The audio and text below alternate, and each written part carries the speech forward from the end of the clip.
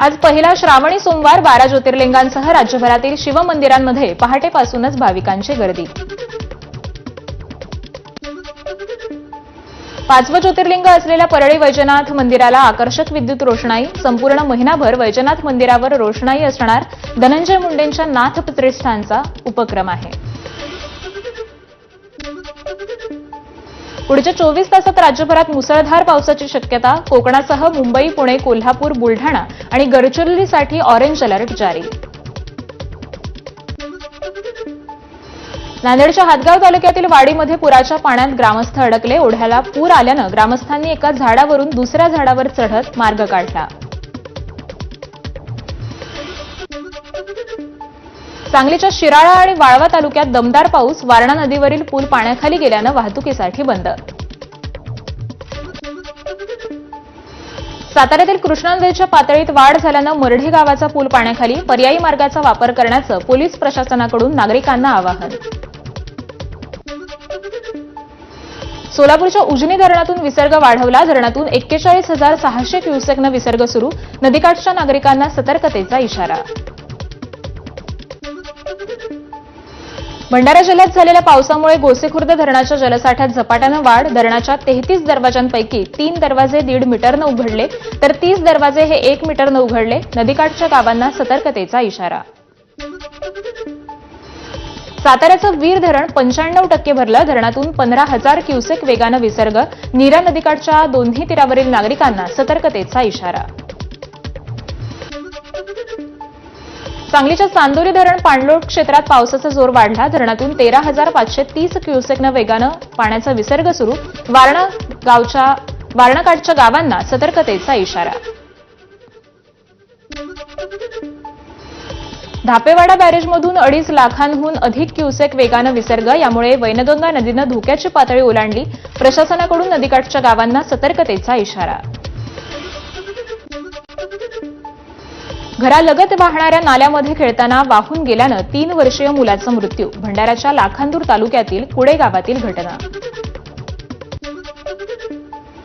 हिंगोलीच्या सेनगाव आणि वसमत तालुक्यात काल जोरदार पाऊस. वसमतमधील करंजाळा, माटेगाव, बोरी, सावंत या गावच्या शिवारामध्ये सोयाबीनच्या शेतात गुडघाभर पाणी साचलं. पिकांचं नुकसान.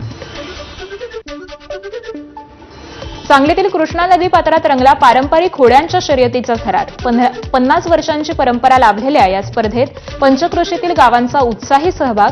तर होड्यांची शर्यत पाहण्यासाठी नागरिकांचीही प्रचंड गर्दी. नाफेड एनसीसीएफच्या कांदा खरेदीला मुदतवाढ देण्याची मागणी. 28 जुलैला मुदत संपणार असल्याची माहिती.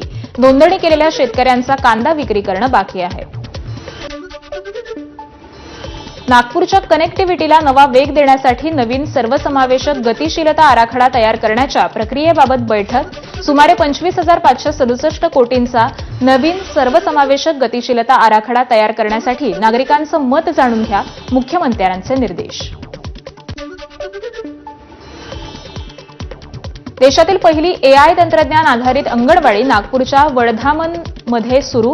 मुख्यमंत्री फडणवीस आणि पालकमंत्री चंद्रशेखर बावनकुळेंच्या हस्ते अंगणवाडीचं लोकार्पण. एआयच्या माध्यमातून विद्यार्थ्यांना बडबड गीतं, चित्रकला, नृत्य शिकवलं जाणार.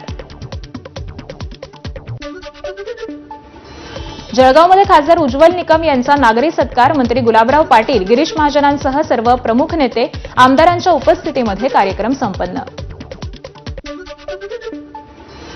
माजी मंत्री बाळासाहेब थोरात आणि विद्यमान आमदार अमोल खताळ यांच्या बॅनरवरील फोटो अज्ञातांनी फाडले. संगमनेर मतदारसंघातील प्रकार. श्रावण मासानिमित्त लावण्यात आले होते शुभेच्छा देणारे बॅनर. अज्ञातांविरोधात संगमनेर पोलीस ठाण्यात तक्रार दाखल. पॅन्थर सेनेचे अध्यक्ष दीपक केदार यांचा हजारो अनुयायांसह खामगाव पोलीस ठाण्यात ठिय्या. दलित तरुणाला धर्म विचारत नग्न करून मारहाण करणाऱ्या आरोपींना अटक करून मोक्का लावण्याची मागणी करण्यात आली. बुलढाण्याच्या खामगावामध्ये दलित तरुणाला मारहाण. आरोपींवर यूएपीए अंतर्गत कारवाई करा. रिपब्लिकन पक्षाच्या खरात गटाचे राष्ट्रीय अध्यक्ष सचिन खरात यांची मागणी.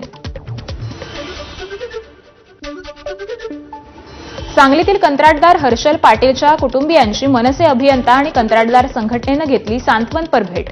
जलजीवन मिशन योजनेतील काम करून देखील पैसे न दिल्यानं काही दिवसांआधी या कंत्राटदारानं आत्महत्या केली होती.